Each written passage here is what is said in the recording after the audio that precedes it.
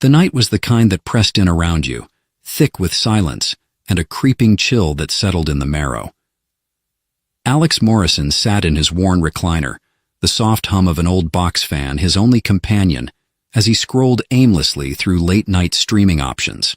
Outside, the world was painted in shades of indigo and shadow, a quiet suburban tableau interrupted only by the occasional rustle of wind against the windows. It was a typical night, or so Alex thought, until the doorbell shattered the stillness. His heart jumped. Who rings a doorbell at midnight? It wasn't Halloween, and Alex hadn't ordered food, though the half-empty pizza box on the coffee table suggested that he might have wanted to. For a moment he considered ignoring it, but curiosity got the better of him. He shuffled to the door, every creak of the floorboards amplified in the silence. Peering through the peephole, he saw nothing. Well, almost nothing. A strange flicker of motion caught his eye, like a faint shimmer of blue against the porch light. Frowning, he opened the door. Standing there, drenched from head to toe, was a woman unlike anything, or anyone, Alex had ever seen. Her skin was a deep iridescent blue, shimmering faintly like moonlight on water. Her long golden hair clung to her face in soaked tendrils, and her eyes, large and violet, locked onto his with an intensity that rooted him to the spot. Alex managed, his voice strangled somewhere between awe and confusion. "You're Alex Morrison," she stated, not asked, her voice lilting with an accent that wasn't quite earthly. "How do you—" "No time," she interrupted, brushing past him into the house. "I need your walkie-talkie." Alex turned, staring at her dripping form now standing in his living room. His confusion only deepened. "My what?" "Walkie-talkie. You humans use them for short-range communication, military surplus, recreational camping, strange clubs where you dress like characters from space operas." Her tone was matter-of-fact, as though explaining something to a particularly slow child. "Okay, first of all," Alex said, crossing his arms, "who are you? Second, what are you doing in my house? And third, why on earth, or I guess off-earth, would I have a walkie-talkie?" The woman sighed, the kind of weary, exasperated sigh that suggested she had been through far too much already. "I'm Zara. I'm not here to harm you. And if you don't have a walkie-talkie, I'll make do with whatever primitive communication technology you have lying around." "Wait a second," Alex said, holding up his hands. "You're just going to gloss over the part where you look like an extra from a sci-fi movie? Blue skin? Big eyes? Are you know?" He twirled his finger vaguely toward the ceiling. Zara arched a delicate brow. "I'm not a ghost, if that's what you're asking." "Not what I meant." "Then yes, I am what you'd call an alien. Congratulations on figuring that out. Now, where's your walkie-talkie?" The absurdity of the situation was beginning to sink in. Alex pinched the bridge of his nose, muttering to himself. "Okay, Alex, you're dreaming. It's the pizza. Never trust a pepperoni that looks too shiny." "I can assure you," Zara said, glancing at the pizza box disdainfully, "this is not a dream, and that is definitely not food." "Hey," Alex said defensively, "that pizza got me through a rough evening. Don't judge." Zara gave him a withering look. "I'll judge if you don't help me. Time is short, and I need to send a signal." Resigned, Alex gestured toward the garage. "Fine. I might have an old walkie-talkie from a camping trip, but if this turns out to be some elaborate prank, I'm calling the cops, or whoever handles extraterrestrial squatters." Zara followed him, her footsteps eerily quiet. The garage was a chaotic mess of old tools, forgotten hobbies, and half-empty cans of paint. Alex rummaged through a dusty bin, muttering under his breath about the absurdity of his life. "Of all the houses in this neighborhood, the alien fugitive picks mine. Typical." "You're remarkably calm for someone in your position," Zara observed, watching him with mild curiosity. "Trust me, I'm not calm. I'm just too tired to panic properly." Finally, he unearthed the walkie-talkie, a chunky, outdated model with a scratched casing. He handed it to her with a flourish. Voila, one antique communication device. Zara inspected it with a critical eye. Primitive, obsolete, but it'll do. Glad you approve. She began fiddling with the dials, her fingers moving with practiced precision. The device emitted a series of beeps and crackles, and Zara's expression shifted from focused to frustrated. Not enough range, she muttered. I need to boost the signal. Sure, go ahead, Alex said, waving a hand. Just rip apart my garage, make yourself at home. Don't tempt me, she replied dryly. As Zara worked, Alex leaned against the wall, watching her with a mix of fascination and disbelief. So, why exactly are you here? Did you take a wrong turn at Alpha Centauri? Zara hesitated, her hands pausing mid-adjustment. I'm stranded, she admitted. My transport malfunctioned, and I've been trying to signal my team for retrieval. And they just, left you here? It's complicated. Alex snorted. Yeah, I'll bet. Let me guess. Alien bureaucracy? Zara shot him a sharp look, but a small smile tugged at the corner of her lips. Something like that. The walkie-talkie emitted another burst of static, and Zara sighed. This is going to take longer than I thought. Well, Alex said, rubbing his face, looks like we're in for a long night. Want some coffee? Or do aliens drink, I don't know, liquid nitrogen or something? Zara wrinkled her nose. Coffee is fine, but if it tastes as bad as that pizza looks, I'm holding you personally responsible. Noted. As Alex headed back inside to prepare the coffee, he couldn't help but laugh at the absurdity of the situation. Alien fugitives, broken walkie-talkies, and terrible pizza. If this was a dream, it was the weirdest one he'd ever had. And if it wasn't, well, things were about to get a lot more interesting. The smell of scorched circuits filled the garage, mingling unpleasantly with the faint aroma of oil and old cardboard. Zara hunched over the walkie-talkie like a surgeon performing a particularly tricky operation, her nimble fingers dismantling and reassembling components at an alarming speed. Alex, standing nearby with a steaming mug of coffee, watched the scene unfold with growing unease. You sure you know what you're doing? He asked, taking a cautious sip of his drink. Zara didn't look up. If I didn't, we'd already be dead. Alex choked on his coffee. Excuse me? Care to elaborate on that? Zara sighed, setting down a delicate piece of circuitry. The signal I'm trying to send, it's not just a call for help, it's a beacon. If I don't encrypt it properly, the wrong parties might intercept it. Wrong parties? Alex repeated, his voice climbing an octave. You mean other aliens? Yes, and they're not as charming as I am. Oh, great, Alex muttered, rubbing his temples. I opened my door to a blue-skinned stranger, and now I'm a target for space mobsters. Fantastic. Zara gave him a sideways glance. You're surprisingly calm for someone in mortal danger. Yeah, well, I've seen enough late-night conspiracy shows to know how this goes. Aliens, secret agendas, some poor guy caught in the middle. He gestured at himself. I'm just waiting for the men in black suits to show up and erase my memory. Zara smirked. Trust me, Alex, if the real authorities were involved, your memory wouldn't be the only thing erased. Her tone was light, but Alex didn't miss the undercurrent of seriousness. He decided not to press the point, instead sinking into an old folding chair near the workbench. For a while, the only sounds were the soft clinks and whirs of Zara's work and the occasional slurp of Alex's coffee. But the silence didn't sit well with him. He wasn't good with silence. It left too much room for his imagination to run wild. So, he began, you're clearly not here for a vacation. What's the story? Zara paused, her hands stilling for a fraction of a second before resuming their work. It's not a story you'd enjoy, she said, her voice cool. Try me, Alex said, leaning back in his chair. I've got time, and apparently nothing to lose. She hesitated again, then shrugged. Fine. I was part of an extraction team. We were sent to retrieve someone, a high-value asset from my homeworld. Things didn't go as planned. Let me guess, Alex said. They got extracted and you got left behind? Something like that. He frowned. That's vague.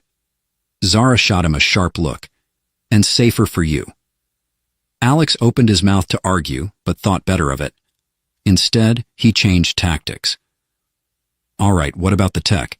That walkie-talkie of mine looks like it belongs in a museum, but you're treating it like it's the key to saving the universe. It's the only device here with a functional analog signal, Zara explained, her tone impatient. Digital signals are easier to intercept, harder to manipulate. Your museum piece is perfect for what I need. Once I modify it, of course. Right, Alex said, nodding as though he understood. And the static? Is that like alien interference? Zara arched an eyebrow. The static is your outdated technology barely functioning under the strain of my modifications. Ah. Also, she added, smirking faintly, it might be alien interference. Alex groaned, running a hand through his hair. You're enjoying this, aren't you? Maybe a little, Zara admitted, returning her attention to the device. An hour passed, then 2.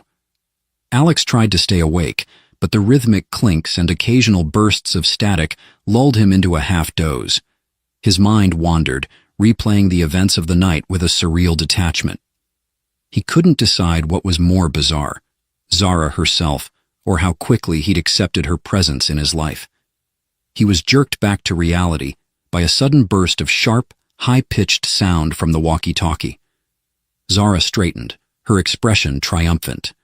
Got it. Got what? Alex asked, sitting up. A clear signal. She held up the device, which now looked like something out of a sci-fi movie, with glowing wires and unfamiliar symbols etched into its surface. I can finally send my message. Great, Alex said. And then what? You hop on a spaceship and leave me to explain the scorch marks in my garage? Not exactly, Zara said, her smile fading. The message isn't just for my team. It's a warning. If they don't respond, others will. Others, Alex repeated, dread curling in his stomach. You mean the wrong parties you mentioned earlier? Zara nodded. They've been tracking me ever since I landed. If they pick up this signal, it'll lead them straight here. Fantastic, Alex said, throwing up his hands. So now I'm not just a target. I'm a beacon. Relax, Zara said, though her tone wasn't entirely convincing. I've encrypted the signal. They won't be able to trace it. And if they do? Zara hesitated, then shrugged. We improvise. Alex stared at her, incredulous. Improvise? That's your plan? Got a better one? Before Alex could respond, the walkie-talkie crackled to life, emitting a series of strange melodic tones. Zara's expression shifted from tense to hopeful as she leaned closer, listening intently. Is that good? Alex asked, unsure whether to feel relieved or terrified. It's a response, Zara said, her voice barely above a whisper. And she didn't answer. Instead, she began speaking rapidly into the device, her words flowing in that strange, melodic language Alex couldn't begin to understand. The tones on the other end grew louder, more urgent, until suddenly they stopped. Zara froze, her face pale. What? What happened? Alex demanded. They're not coming, she said, her voice hollow. Wait, what do you mean they're not coming? Zara didn't answer. She simply stared at the walkie-talkie, her expression a mixture of shock and fear. Zara, Alex said, his voice rising, what does that mean? What's going on? It means, she said, her voice trembling, we're out of time. Alex's brain stalled on Zara's last words. We're out of time. Not exactly the phrase you wanted to hear from your extraterrestrial houseguest. Okay, Alex said, standing abruptly and pacing the garage. Define out of time, because when I say it, it usually means I forgot to pay my electricity bill. But something tells me your version is a bit more apocalyptic. Zara didn't answer immediately. She was staring at the walkie-talkie as though willing it to produce a better response. When nothing happened, she muttered a string of words in her language that Alex was certain translated to some very colorful curses. "The signal was intercepted," she said finally, her voice tight. "They know I'm here." "Wait, they?" Alex said, stopping mid-pace. "You mean the space mobsters? The intergalactic bounty hunters?" The Skralik," Zara interrupted, her tone sharp. "They're not bounty hunters, they're worse. Opportunistic scavengers, mercenaries, and other unpleasant things." Alex threw his hands in the air. "Fantastic. You're telling me that not only are you being hunted by space criminals, but now they're on their way here? To my house?" Zara gave him a withering look. "Would you prefer they showed up at your neighbor's house instead?" "Honestly, yes. Jerry's been stealing my recycling bin for weeks." Zara sighed and pinched the bridge of her nose, a very human gesture that Alex found oddly comforting. "We don't have time for this. If the Skralik arrive before I've secured a fallback plan—" She trailed off, her gaze distant. "What happens if they show up?" Alex asked, his voice hesitant. Zara glanced at him, her expression grim. "They'll kill me. They might keep alive." Alex blinked. "Might?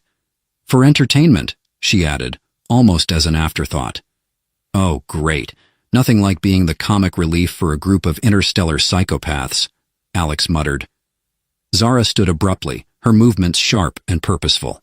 "I need to fortify this place. Do you have anything useful, tools, reinforcements, weapons?" Alex raised an eyebrow.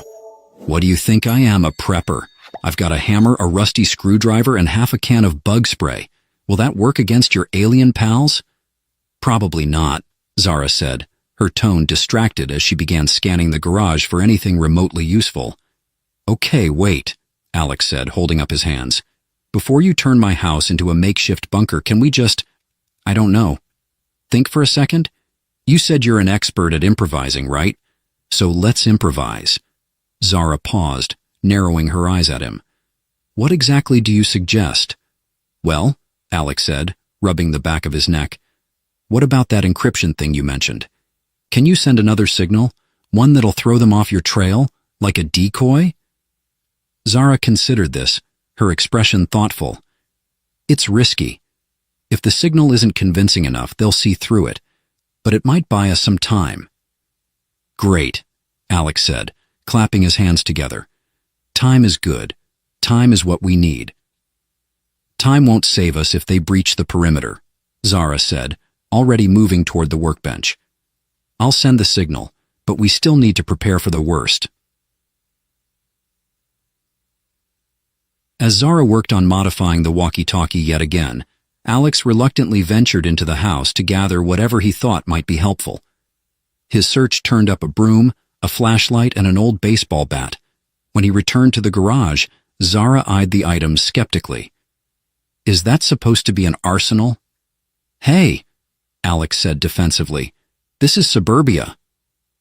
"We don't exactly keep laser cannons in the basement." Zara shook her head and went back to her task. "So," Alex said, leaning against the wall, "if this plan of yours works, what happens next? Do your people come to get you? Or are we just delaying the inevitable?" Zara's hand stilled for a moment. "My team won't come. They've already made that clear." Alex frowned. "What, they just abandoned you?" "That's cold." "It's not abandonment," Zara said quietly. "It's protocol. If an operative is compromised, the mission takes precedence." "That's some protocol," Alex muttered. Zara glanced at him, her expression unreadable. "You wouldn't understand." "Try me." She hesitated, then sighed. "My people have rules, laws. They're designed to protect the greater good, even if it means sacrificing individuals. I knew the risks when I signed up for this mission. And you're okay with that?" "No," Zara admitted. "But I accepted it." Alex shook his head. "That's messed up." Zara didn't respond. The tension was broken by a sudden low hum that seemed to vibrate through the air. Alex froze, his eyes darting to Zara. Please tell me that's a normal alien thing and not, the bad guys." Zara's expression darkened. "They're here." "Of course they are," Alex said, grabbing the baseball bat. "Because why wouldn't intergalactic scavengers show up in my driveway?" Zara ignored him, grabbing the modified walkie-talkie and activating it. The device emitted a strange pulsing sound that seemed to echo in the air. "What's that supposed to do?" Alex asked. "It's a diversion," Zara said, her voice tense.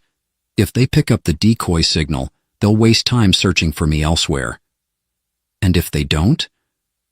Zara glanced at him, her expression grim. "Then we fight." Alex stared at her, then looked down at the baseball bat in his hands. "This is the worst night of my life." "You're not the only one," Zara muttered, moving toward the garage door. And the hum grew louder, and Alex could see faint shifting lights through the small window in the door. He felt his heart hammering in his chest as adrenaline surged through his veins. "So, he said, his voice shaky. "What's the plan if they get inside?" "Stall them," Zara said, her tone clipped. "Keep them talking if you can. They're arrogant. They like to gloat." "Stall them?" Alex repeated. "With what? My sparkling wit?" "Whatever works," Zara said, peering out the window. "Just don't let them take you alive. Trust me, it's better that way." "Wow," Alex said, his voice dripping with sarcasm. "Thanks for the pep talk. I feel so much better." Before Zara could respond, the garage door rattled violently, the sound reverberating through the space like a thunderclap. Alex tightened his grip on the bat, his palms slick with sweat. "Showtime," Zara said, her voice low. "Great," Alex muttered. "I always wanted to die in my garage." The rattling stopped, replaced by an eerie silence. Then, with a deafening crash, the door was ripped open, and Alex found himself face to face with something straight out of his worst nightmares. The Skrullock had arrived. The Skrullock didn't walk into the garage so much as ooze. Their forms defied logic, a shifting amalgamation of spiked appendages, translucent skin, and what could only be described as glowing orbs floating in their midsections. They had no discernible heads, just jagged mouths that seemed to grin without mirth. "Okay," Alex whispered, gripping the bat tighter. "Now's the time to wake up, right? Any second now I'll hear my alarm and it'll be a beautiful Tuesday morning, right?" Zara stood beside him, her posture tense but defiant. "Stay calm," she murmured, her eyes fixed on the creatures. "Define calm," Alex hissed, "because my version definitely doesn't involve staring down gelatinous horror movies." One of the Skrullock slithered forward, its many appendages clicking against the garage floor. When it spoke, the sound was a dissonant hum, like 1,000 bees trapped inside a steel drum. "They've been tracking me for days," Zara muttered, glancing at Alex. "Their language is a mess, but I'll handle it. Just don't say anything stupid." Alex nodded, though his mouth opened to ask, "Define stupid?" before he wisely clamped it shut. Zara stepped forward, raising the modified walkie-talkie like a badge of authority. "Back off," she said, her tone icy. "I sent the signal. You shouldn't even be here." The lead Skrullock tilted slightly, its jagged mouth expanding in a grotesque approximation of a smile. It responded in its strange humming language, and Alex swore the temperature in the garage dropped several degrees. "What's it saying?" Alex whispered, leaning toward Zara. "They don't care about the signal," Zara said, her voice tight. "They know it's fake." "Oh, wonderful," Alex muttered. "So much for your decoy plan." Zara shot him a glare before returning her focus to the Skrullock. "You don't want me," she said, switching to their language. The hums and buzzes that followed were incomprehensible to Alex, but the defiant tone was unmistakable. The Skrullock responded, their buzzing voices overlapping in a chaotic cacophony. "What are they saying?" Alex asked, his anxiety spiking. They're offering a deal, Zara said after a moment. A deal? What kind of deal? They'll spare me if I give them you. Alex blinked. Wait, me? What do they want with me? Zara didn't answer immediately, her gaze fixed on the Skralik. Zara, Alex said, his voice rising, why do they want me? They probably think you're amusing, Zara said, though her tone suggested she wasn't entirely convinced. Amusing? Alex repeated. What am I, a space jester? Zara ignored him, addressing the Skralik again. Her voice was steady, but Alex noticed a faint tremor in her hands. The Skralik seemed unimpressed. One of them lunged forward, its spiked appendages clicking dangerously close to Zara's feet. Whoa, whoa, whoa! Alex shouted, stepping forward despite every instinct screaming at him to run. Let's not start poking people with alien pincers, okay? Let's talk this out like civilized, beings. The Skralik paused, their glowing orbs flickering as if surprised by his outburst. Alex, Zara hissed. What are you doing? Improvising, Alex said, his heart pounding. He turned back to the Skralik, forcing a grin. Hi there, I'm Alex. You're, terrifying, but I'm sure we can work something out. How about you don't kill us, and in return I'll, bake you a pie? The Skralik made a sound that Alex chose to interpret as confusion. Alex, Zara said, her voice low and urgent. Stop talking. No, Alex said, raising a hand. I think I'm onto something. They're hesitating. Maybe they're not used to people offering them baked goods. I mean, who doesn't love pie? One of the Skralik emitted a low, vibrating hum that made Alex's teeth ache. I don't think they want pie, Zara said dryly. Okay, plan B, Alex said. What if I distract them while you, I don't know, rig something up to blow them to Kingdom Come? Do you see a kingdom around here? Zara snapped. Fine, plan C. We talk them into leaving. That's not a plan. That's wishful thinking. Do you have a better idea? Before Zara could respond, the lead Skralik emitted a series of sharp, discordant sounds, and the others began advancing. Okay, plan D, Alex said, gripping the baseball bat like a sword. We fight. Zara's expression was a mixture of exasperation and reluctant admiration. You're either very brave or very stupid. Why not both? Alex said, his grin shaky. The Skralik lunged. Zara moved faster than Alex thought possible, grabbing a piece of equipment from the workbench and activating it. A blinding flash of light filled the garage, accompanied by a high-pitched whine that made Alex's ears ring. When the light faded, the Skralik had retreated slightly, their glowing orbs flickering erratically. What was that? Alex asked, blinking spots from his vision.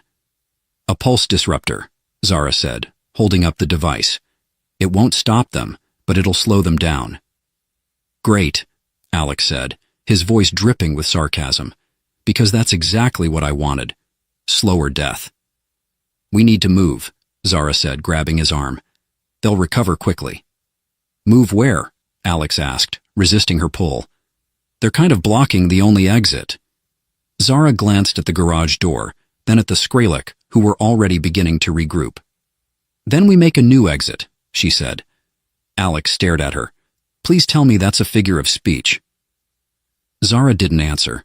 Instead, she activated another device, and the wall behind them shimmered with an otherworldly glow. Through there, she said, pointing. Alex hesitated. What is that? A portal? A wormhole? An alien version of a fire escape? Does it matter? Zara snapped. Yes, because if it leads to a black hole, I'd like to know in advance. It's safe, Zara said impatiently. How safe? Zara grabbed his arm again and pulled him toward the glowing wall. Safer than staying here. The Skralik let out a collective screech, their movements growing more frantic. Fine, Alex said, stumbling after her. But if we end up in the middle of a space war, I'm blaming you. Noted, Zara said dryly, shoving him through the shimmering wall. As the world around him dissolved into light and sound, Alex couldn't help but think that he really should have stayed in bed. Alex stumbled forward as the shimmering portal spat him out onto something solid, but not solid enough. His foot sank into what felt like jelly, and he yelped, flailing for balance before landing face first in a squishy, oddly warm surface. "Seriously?" he groaned, his voice muffled. "Where are we? An alien daycare made of pudding?" Zara appeared beside him with much more grace, her boots skimming the gelatinous surface without sinking. She extended a hand to help him up. "Stop whining and get up. We don't have much time." Alex grasped her hand and struggled to his feet, grimacing at the goo clinging to his jeans. "Okay, but next time we're going through a portal, can we aim for solid ground? I'm allergic to whatever this is." "It's not harmful," Zara said, scanning their surroundings. "Comforting," Alex muttered, flicking a glob of goo from his sleeve. "But where are we?" The landscape was like nothing Alex had ever seen, or even imagined. The sky above them was a kaleidoscope of shifting colors, the hues blending and rippling like liquid glass. The ground, or what passed for it, was a sprawling expanse of semi-transparent, pulsating jelly that emitted a faint bioluminescent glow. Strange floating orbs drifted lazily through the air, humming faintly as they passed. "It's a null zone," Zara said, her voice low. "A pocket of space-time disconnected from any planetary system. I set the coordinates for this location because the Skrellick can't track us here." "Great," Alex said, glancing nervously at one of the floating orbs as it bobbed closer. "So we're safe, but also lost. Awesome."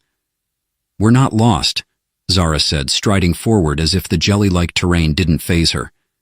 "The null zone is a temporary refuge, but we can't stay here. It's unstable." "Unstable how?" Alex asked, hurrying to keep up. Zara stopped and turned to face him, her expression serious. "The fabric of this place isn't consistent. It shifts, folds, and occasionally collapses. If we're still here when that happens, we get squished into interdimensional pancakes," Alex guessed. Zara sighed. "More or less." As they walked, Alex tried to ignore the unnerving way the ground shifted beneath his feet, like walking on a trampoline filled with water. "So," he said, trying to lighten the mood, "any chance there's a cosmic 7-Eleven around here? Because I'm starving." Zara gave him a sidelong glance. "This is a null zone, not a food court." "Could have fooled me," Alex said, gesturing at a nearby orb that looked suspiciously like a giant floating jelly bean. Zara didn't respond, her focus on a small device in her hand that emitted soft beeps and flickers of light. "What's that?" Alex asked, peering over her shoulder. "A dimensional stabilizer," Zara said. "It's supposed to help us navigate through the zone and locate an exit point." "Supposed to?" Alex repeated. "You're really not inspiring confidence here." Zara ignored him, adjusting the settings on the device. They continued walking, the strange landscape shifting around them in disorienting ways. At one point, the sky seemed to ripple like a disturbed pond, and the jelly-like ground turned an alarming shade of neon pink. "Is that normal?" Alex asked, pointing at the sky. "Define normal," Zara said dryly. "Great, so we're winging it," Alex muttered. "Good to know." As they trudged on, Alex's curiosity got the better of him. "So, these Skrellick guys," he said, "why are they so obsessed with you? I mean, you're cool and all, but is it really worth chasing you across the galaxy?" Zara hesitated, her gaze distant. "It's not me they want," she said finally. "It's what I know. Information. Secrets." Alex raised an eyebrow. "Care to elaborate?" Zara shook her head. "The less you know, the better." "Classic spy answer," Alex said, smirking. "You know, for someone who claims to be an improviser, you sure stick to the cliches." Zara shot him a look, but there was a faint twitch of amusement at the corner of her mouth. As they walked, the ground beneath them began to tremble slightly. Is that supposed to happen?" Alex asked, his voice rising in pitch. Zara's expression darkened. The zone is destabilizing. We need to move faster. Define faster, Alex said, jogging to keep up as Zara broke into a sprint. The tremors grew stronger, and the floating orbs around them began to vibrate, emitting sharp, discordant tones. The sky shifted again, the kaleidoscope colors growing darker and more chaotic. Zara, Alex said, panic creeping into his voice. Tell me we're close to an exit. Zara didn't respond, her focus on the dimensional stabilizer. Zara? Alex shouted. There, she said suddenly, pointing ahead. Alex squinted and saw a faint shimmer in the distance, like a mirage hovering above the jelly-like terrain. That's our way out, Zara said, picking up speed. Fantastic, Alex muttered, sprinting after her, because nothing screams safe like running toward a wobbly, glowing thing. The tremors intensified as they neared the shimmer. The ground beneath Alex's feet felt like it was about to collapse, and the air was thick with an electric charge that made his hair stand on end. Go! Zara shouted, shoving him toward the exit. What about you? Alex yelled back. Just go! Zara snapped. With no time to argue, Alex dove toward the shimmering light, the world around him dissolving into chaos as he passed through. When Alex emerged on the other side, he found himself sprawled on solid ground, blessedly solid ground. He groaned and pushed himself up, glancing around. They were in what looked like a dense forest, the trees towering and faintly luminescent. The air was cool and filled with the soft hum of alien insects. Zara appeared beside him moments later, looking slightly disheveled, but otherwise unharmed. Well, Alex said, brushing himself off, that was something. Zara shot him a tired look. You're welcome. For what? Alex said, grinning. Dragging me through an interdimensional death trap? Oh yeah, thanks a million. Zara shook her head, but didn't argue. As Alex took in their new surroundings, he couldn't help but feel a strange mix of relief and apprehension. They were out of the null zone, but he had a sinking feeling their troubles were far from over. Alex staggered to his feet, brushing leaves, or what passed for leaves in this glowing alien forest, off his clothes. The air here felt heavy, not in a suffocating way, but in a way that made him acutely aware of his own breathing, like every inhale carried a subtle weight. So, Alex said, spinning slowly to take in their new surroundings, this is better? I mean, no jelly floors, no floating death blobs. I'm calling this an upgrade. Don't get too comfortable, Zara said, her tone clipped. She adjusted the settings on the dimensional stabilizer, which was now emitting a low, steady hum. We're not safe yet. Of course we're not, Alex muttered. Safe is for boring people, apparently. He kicked at a nearby tree root, only to yelp when it wiggled and retracted into the ground like a startled snake. Zara didn't bother looking up. Don't antagonize the flora. Antagonize? Alex spluttered. I didn't realize I needed to be polite to plants. They're not plants, Zara said, slipping the stabilizer into her bag. And they might retaliate if provoked. Alex took a deliberate step back from the nearest tree, which pulsed faintly, as if sensing his presence. Noted, no provoking the not plants. In the forest was eerily silent, except for the soft hum of bioluminescent insects flitting through the air. The light they emitted was soft and soothing, but it cast strange, shifting shadows on the forest floor. Alex couldn't shake the feeling that the shadows were moving just a bit too much, like they had a life of their own. So where are we now? Alex asked, keeping his voice low despite himself. Zara consulted a small holographic map that projected from her wristband. A transient dimension. It's used as a crossroads for travelers and smugglers, people trying to avoid detection. Sounds charming, Alex said, and by charming I mean terrifying. It's not entirely uninhabited, Zara added. Alex froze. Define not entirely. Just keep moving, Zara said, her tone brooking no argument. Right, Alex said, falling into step behind her. Because nothing bad ever happens when you ignore ominous warnings. As they walked, Alex tried to distract himself by focusing on the strange beauty of the forest. The trees towered impossibly high, their trunks glowing faintly with veins of light that pulsed like a heartbeat. The ground was soft and spongy, dotted with clusters of fungi that emitted bursts of tiny sparks when disturbed. "Hey, Zara," Alex said, nudging one of the fungi with his shoe. "What's the deal with these spark mushrooms? Are they edible? Or like explosive?" Zara glanced back, her expression unreadable. "Both." Alex quickly retracted his foot. "Great, good to know." They reached a clearing where the trees formed a natural canopy, their glowing branches intertwining to create a dome of light. In the center of the clearing stood a massive, ancient-looking structure. It was shaped like a spire, but it leaned at odd angles, as if it had grown rather than been built. Its surface was covered in intricate carvings that seemed to shift and change when Alex tried to focus on them. "What is that?" Alex asked, squinting at the spire. "A waypoint," Zara said. "It's used to navigate the dimension. We'll need to activate it to find the next exit." "Activate it how?"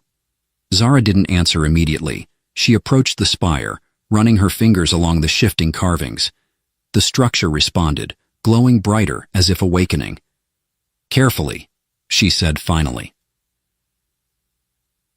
As Zara worked on the spire, Alex wandered around the clearing, his curiosity getting the better of him. He poked at a few of the glowing fungi, keeping a safe distance just in case they decided to explode. "You know," he said, glancing back at Zara, "this whole alien fugitive thing is way above my pay grade. Not that I have a pay grade, but if I did, it wouldn't cover extra-dimensional shenanigans." Zara didn't look up.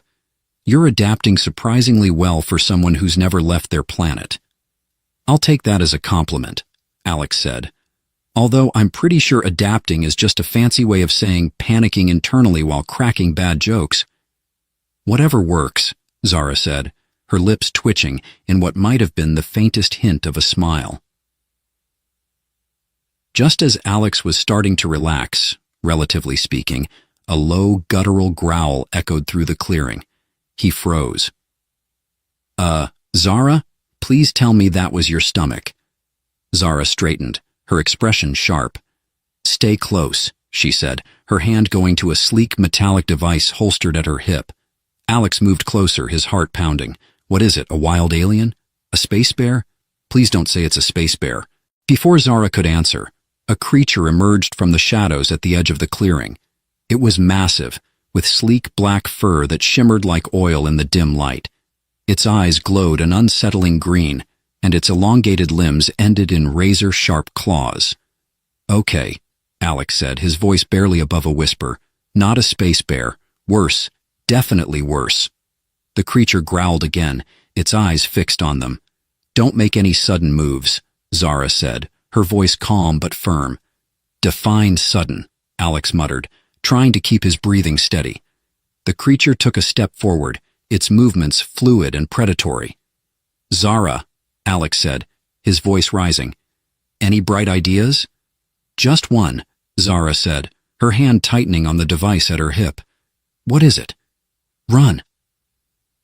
Before Alex could argue, Zara fired the device, sending a bolt of energy streaking toward the creature.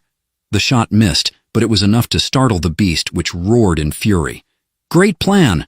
Alex shouted, already sprinting toward the spire. "Shut up and move!" Zara yelled, following close behind. The creature gave chase, its movements unnervingly fast and silent. Alex risked a glance over his shoulder and immediately regretted it. "Zara, it's gaining on us." "Keep going!" Zara shouted, slamming her hand against the spire as they reached it. The structure pulsed with light, emitting a low, resonant hum. The creature hesitated, its glowing eyes narrowing. "What's it doing?" Alex asked, panting. "It doesn't like the energy field," Zara said, adjusting the spire's controls. "But it won't hold it off for long." "Fantastic," Alex said. "So, what's the plan?" Activate another portal and hope it doesn't dump us into a lava pit? Pretty much, Zara said, a hint of a smirk on her face. Great, Alex muttered, because nothing says adventure like imminent death. The spire's light intensified, and a new portal began to form. Jump! Zara shouted, grabbing Alex's arm and pulling him toward the portal as the creature roared behind them.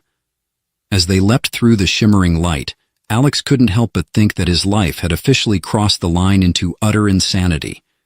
And yet, against all odds, he wasn't entirely sure he hated it. When Alex stumbled out of the portal, he landed on what felt like actual blessedly solid ground. For a moment he lay there, face pressed against the cool, mossy surface, too relieved to care about dignity. Oh, sweet, immovable earth-like substance, he murmured. Get up, Zara said, stepping out of the portal with her usual unruffled poise. She looked down at him, one eyebrow raised. We're not done yet. Of course we're not, Alex groaned, pushing himself upright. Because the universe hasn't kicked me around enough today. Zara smirked faintly, but there was a softness in her expression, a subtle shift from the guarded stoicism she'd worn like armor since they met. The landscape around them was starkly different from the glowing forest or the kaleidoscopic chaos of the null zone. It was a sprawling, rocky plain under a deep indigo sky streaked with ribbons of light. Distant mountains shimmered with an unnatural metallic sheen, and the air hummed faintly, as if the planet itself were alive. Where are we now? Alex asked, brushing dirt off his pants. A relay station, Zara said, gesturing toward a towering structure on the horizon. It looked like a cross between a radio antenna and a cathedral, its spires reaching into the sky. We can use it to send a final signal and end this. End this how? Alex asked, his voice tinged with suspicion. You'll see, Zara said cryptically, striding toward the structure. Of course I will, Alex muttered, trudging after her, because cryptic answers are so reassuring. As they approached the relay station, Alex's nerves prickled with unease. The structure pulsed faintly, emitting a low rhythmic thrum that resonated in his chest. So this signal, Alex said, trying to distract himself, is it going to, summon more alien bounty hunters? Or, I don't know, a space dragon? Neither, Zara said, her tone calm but firm. It's going to disable the Skrillex tracking systems and erase their data on this sector. They'll lose their hold on this part of the galaxy. Alex blinked. Wait, you can just do that? Erase their data? It's not simple, Zara admitted, but I have what I need to make it work. And by what you need, you mean? Zara hesitated, then pulled a small device from her bag. It was sleek and cylindrical, glowing faintly with an otherworldly light. The data core, she said. It contains everything the Skrillex have stolen, coordinates, identities, entire histories. If I upload it into the relay, it'll overwrite their systems and free the people they've targeted. Alex stared at the device, the weight of her words sinking in. So, this isn't just about you, he said slowly. It's about all those people. Zara nodded. If we succeed, they'll be safe. But if the Skrillex catch us before the upload is complete... Yeah, let's not think about that, Alex said quickly. Let's just focus on the winning part. The inside of the relay station was both awe-inspiring and unnerving. The walls glowed faintly, covered in shifting patterns that seemed to respond to their presence. The air was charged with energy, and the hum of machinery echoed in the vast cavernous space. Okay, Alex said, glancing around. This place is either going to save the galaxy or turn us into glowing goo. Place your bets. Zara ignored him, her focus on the central console. She plugged the data core into a slot, and the room lit up, lines of light racing along the walls like veins carrying liquid fire.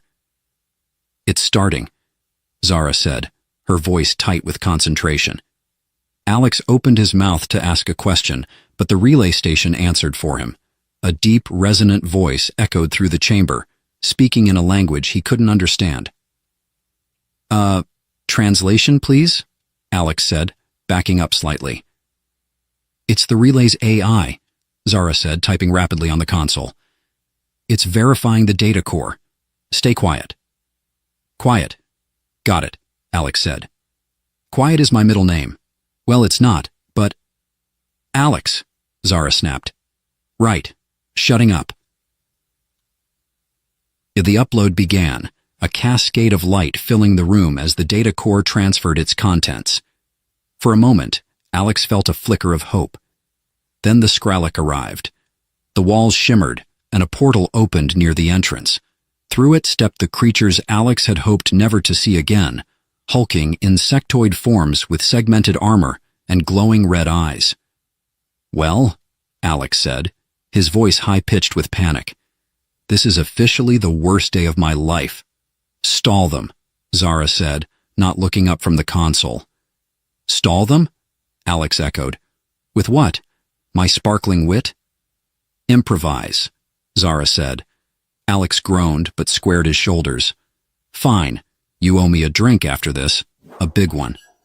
He stepped toward the Skralik, raising his hands in what he hoped was a non-threatening gesture.